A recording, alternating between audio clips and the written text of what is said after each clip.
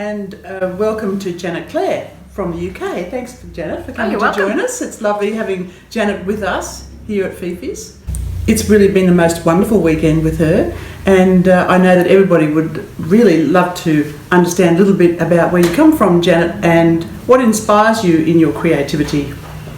The short answer is everything. Right. I just really keep my eyes and my ears open, and when I'm reading novels I might like a little combination of words, a little phrase, and I just collect everything as much as I can. So I'm a real little magpie and I squirrel it all away, and then so often it takes a long time for all the little pieces to fall into place, and then I'm off on my little theme. Yes. Often it's a word or a phrase that ties it all together. That's what it's all been waiting for, to pull it all together. But everywhere, and that's everywhere. And that is how Hearty Good Wishes came into being. And you've got your workbook here. Yes. And so I grew up on the coast in Kent near Dover, and you know, it's just the English coast. It's always chilly, waves, wind, breezes, fish and chips on the beach. You come in with rosy cheeks, seagulls, and the fabulous shipping forecast that we have on BBC Radio 4, which is like poetry. It tells you the shipping conditions, the sailing conditions around our coastline,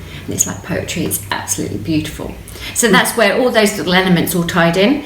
And then I was junk shopping, and I found an Edwardian Christmas card which said Hearty Good Wishes instead of Happy Christmas. It said Hearty Good Wishes, and that tied it all, that finished it off for me. But it was an accumulation of all of that that goes into your journal. Yes.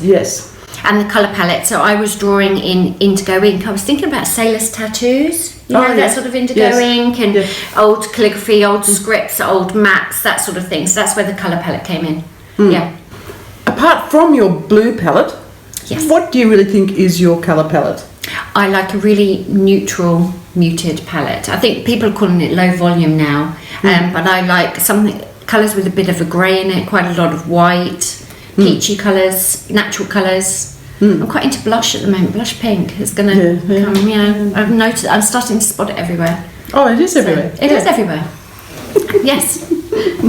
So, what made you want to transition from that into a business, making your hobby a financial enterprise? My main aim for my business was to be able to fund my patchwork addiction.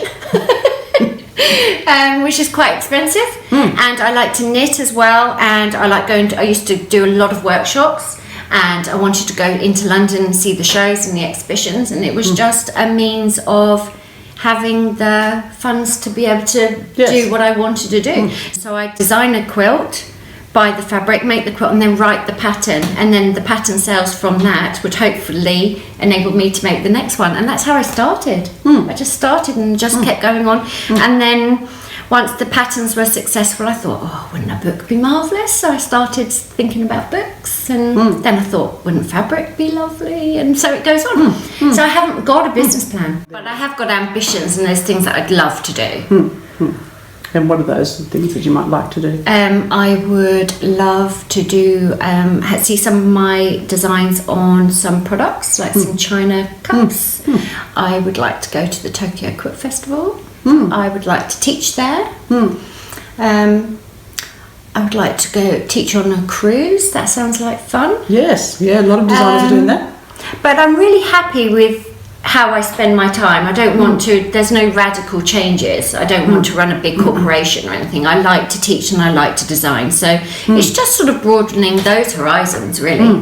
Where does the apron, your apron you're wearing, where does that fit? I used to work from home with the two children, and I was finding it really hard to prioritise that creative time, because you sort of wait until all your chores are done, and chores are never done, they're infinite.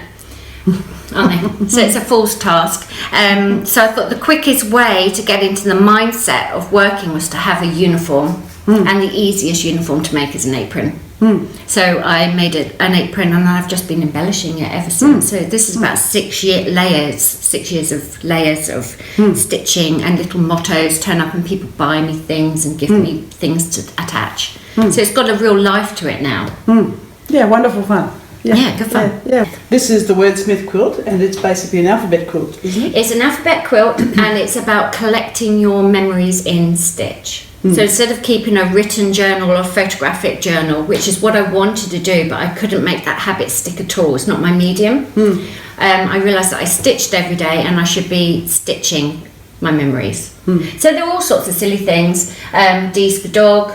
And we read about the, have you heard of the Dickens Medal, which is awarded to animals for their bravery in wars and things like that? So we were talking about that, and we decided that if Betty was ever going to be awarded a medal, she might get sit, stay and come on a good day. So that's why it says that on the dog blog. Oh, does it? Yeah, sit, stay and come. Okay. And then my husband's got a physics degree, so he's for embroidery and Einstein, and that links back to toning. So it's It's personal. It's personal, and the things are not immediately obvious. I haven't written. My husband has a physics degree. No. You need me to. Interpret. You need to ask me what that memory is about, and then it's about sharing your stories. That's what it's about. And the ladies have enjoyed doing that today. They've loved it, and I love teaching it. Yeah. I really love teaching it because everyone is on their own little path. Yes. And that's really exciting to teach. And they share their personal experiences through and then I just give suggestions of how I would lay the block out, what technique I might use, and just trying to encourage them to design